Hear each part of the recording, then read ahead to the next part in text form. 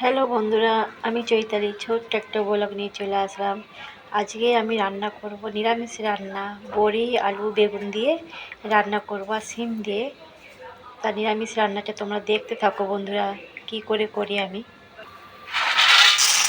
তারপর এখানে বড়িটাকে আমি ভেজে নিলাম আর শিমকেও ভেজে নিলাম। এক ধার দিয়ে সব সবজিগুলোই ভাজা করে নিলাম, তেলে একটু নেড়ে নিলাম।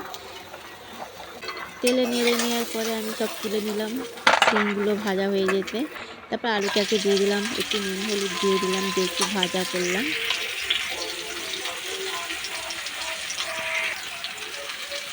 তা ভাজা হয়ে যাওয়ার পরে আমি একটু লঙ্কা গুঁড়ো দিয়ে দিলাম, সব এক এক করে মশলা আমি সব দিয়ে দিলাম। দেওয়ার পরে আমি টমেটোও দিয়ে দিলাম। তারপর একটু নেড়ে জল দিয়ে দিলাম, দিয়ে সব শিম ভাজা সব বেগুন ভাজা সব ভাজাগুলো আমি দিয়ে দিলাম।